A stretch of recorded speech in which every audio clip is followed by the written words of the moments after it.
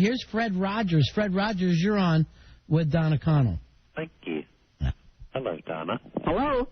Donna, hello. Hello? I heard you say that writing comes from a certain period of art. What Yes. was that word? The form that we teach in this country comes 300 years ago from the Baroque period of art. What was the word again? Baroque, B-A-R-O-Q-U-E. One more time? B-A-R-O-Q-U-E. I knew you. In that period of art, it's characterized by elaborate and grotesque forms and ornamentation. Donna, wouldn't you think if it ain't Baroque, don't fix it? Donna. What is it? Donna, I was playing basketball on my cement square in my backyard. How tall are you, Fred? I'm a feeble old man, about 5'3". Because we had a guy on who was like 6'7". Just 7'4", 560 pounds from the noble throne. Hello? Like I was... What, Fred? Had a thing in my throat. Ew. I was playing basketball on my cement square in my backyard with my friends. And I stove my finger. And after sitting on my front porch swing, I realized I stoved it.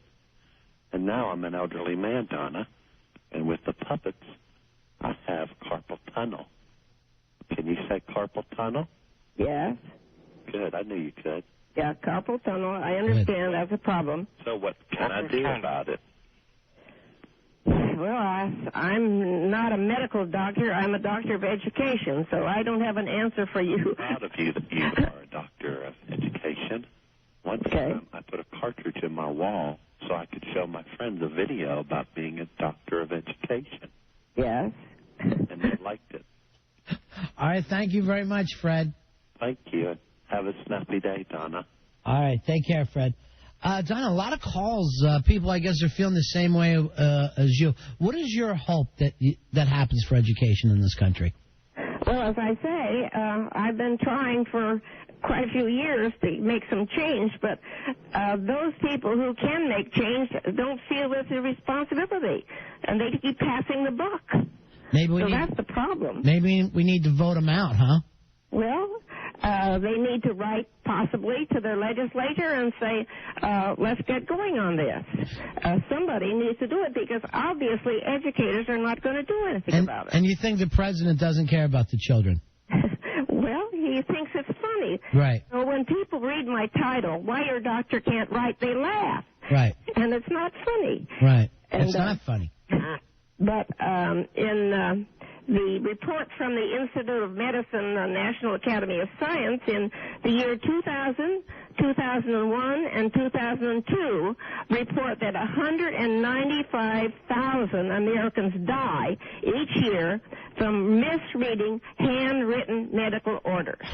Not necessarily the doctor, but all along the line, all the others who have to read it and then repeat it along the line. It's just like when, let's see, in the Olympics, we had faster runners, but we're not as skilled in passing the baton to the next runner, so we lost. And the same thing is true in medicine, because the message is passed on to other medical personnel whose writing is also illegible. All right, let's try Jan. Jan, you're on the Ron and Fez show. The name of the book, Why Doctors Can't Write. You're on with Donna Connell. Yeah, hey, this is Jan. Hi, Jan. It's great to be on the show tonight, talking to Donna Connell. You know what, Donna? I completely agree with you. I blame the schools. Because one time, my sister Marcia, she drew a picture of George Washington, and then her friend Paula wrote at the bottom, Mrs. Denton, a hippopotamus, because everyone thought it was a picture of Mrs. Denton. Then Principal Randolph called our parents, and Marcia got in big trouble and wasn't allowed to have the slumber party. And it wasn't a picture of George Washington at all. It was Mrs. Denton. And then there was their itching powder in the sleepy bags. And it was a whole mess caused by the school system and Principal Randolph. Well, that is a problem. Now, is it because they can't sign things properly, Donna? Is that why problems like this come down? So I could come along and write a caption on your George Washington picture and get you in all kinds of trouble. Well, we need to simplify the handwriting form. Right. This episode straight. Yes, in American schools, Right. So that all children, when they grow up to be doctors or whatever they grow up to be, then their handwriting will be legible even when they write fast. That school is always screwing us. Now, Donna, do you get to the point where when you see what's happening out there, you almost hate America?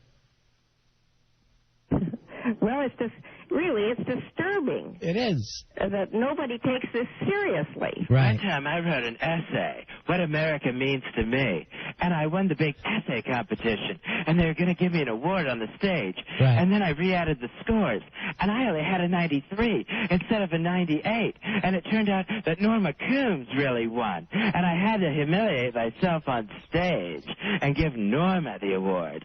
That school was always biting us in the ass. This problem is also becoming more acute recently because the latest form of the SAT exam for entrance into college has added an additional requirement for a 25-minute timed handwritten essay. Oh, my God. And most students today have not written an essay by hand since the 6th grade. I haven't. So will their handwriting cause them to fail this I component? wrote one, but Norma Coombs was better. Yes. Well, That's serious. They yes, need it to is. do something about math class, too. Why? Because one time, my brothers and sisters and I, we wanted to get a silver platter for my parents. And I had the bright idea of getting it engraved. And I thought they were charging by the word, not the letter. And it turned out I owed them $56.23 to get the platter back. And I didn't have the money. And so we had to go on a talent show and sing Sunshine Day to try to win the money to pay for the engraved platter. But we were beat. We were beat by Polly's Prancing Poodles. Well, And then my dad saw us on TV, and he went and paid for the platter himself. Sure, a happy ending? Couldn't have been.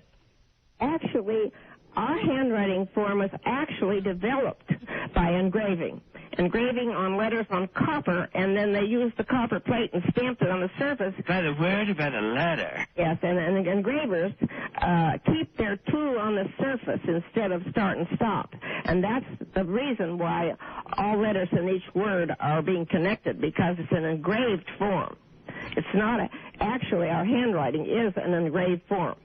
Donna, thank you so much for being on the show tonight. The name of the book is Why Doctors Can't Write. You can pick it up on Amazon.com. And you're a serious woman, and you've written a serious book, and I think you're really doing great work. So thank you so much for being on the show tonight. Well, thank also, Ken, you can find it on my website, which is candobooks.com. Candobooks.com. Yes. Okay. And can you spell that for us? Just C-A-N, can, D-O-do, books.com. Thank you so much for being on tonight, Donna. Thanks, Thank you. Donna. Your book's going to do a lot of good for a lot of people. I'm walking proof of that. Thank you. How? I get prescriptions filled.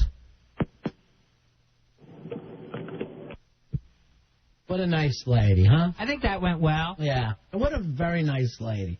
And she's out there trying to do something. I mean, there's a long way around to say, hey, our kids could write better. Because you're just a printer, right? You don't write cursive anymore. You just gave that up. You print and try to do it as legible as possible, right? Yeah, because my cursive and my printing for so long was just hideous that I couldn't stand to look at my own writing. Yeah. So I actually went and retaught myself how to write, and all I do now is print. All right, write your name down. Real one? Yeah. No, it doesn't have to be real. There you go. All right. Now, you don't write in cursive at all, though, right? No. You refuse. Yeah. It has no, No, that's it's nice. just sloppy to me to write in cursive. Now, let me have your pen there, and I'll write my name and see whose is better. Because I use straight cursive. And that is literally my signature. And that's... I can make up maybe 3 letters in that signature. Well, there was only 3. I do an R, a line, a B, I throw off the line, go down, put a fake T on there and another line. And that seems like a lot for me. Let me see you write your name down, Dubs. If that was a prescription, you could have killed somebody. I would, though. I would make sure they got peeps. Easter peeps. Hey, Dubs, you were losing it tonight during Champ Brady. Yeah. And Fred Rogers is out. He can't stay in character either. He's Horatio Sands of the show. Oh, my God. Look at Dubs' writing. That makes no sense whatsoever. That's just... It looks like someone passed out with a pen in their hand. And that's how I do it every time, too. I mean, that's how I sign the logs. That's how I sign everything. It does. It looks like you tried to spell out the killer's name in blood before you died. Now, do you think that this is your name in your mind, or you just are making a line? I started doing it real sloppy probably halfway through high school, and it's just gotten progressively worse. All right, let's see you, Giant Brian. Write your name down on a piece of paper. Write it on our piece of paper. So we're all having our names together. So far, Fez is the only one that matters. And then we'll turn this in as a petition for something. All right. You go in the angle of, like, is that your 3 initials? Yeah, BJC. BJ. What's so funny about that? So you can kind of make that out. And then the last name, you basically do my gimmick of, there's some other letters that follow it. Meaningless letters. Now, why do you throw the J in there all the time?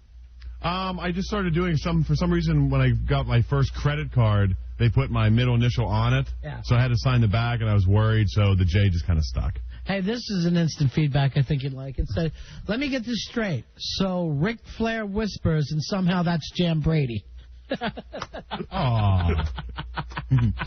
They bust, Fezzy.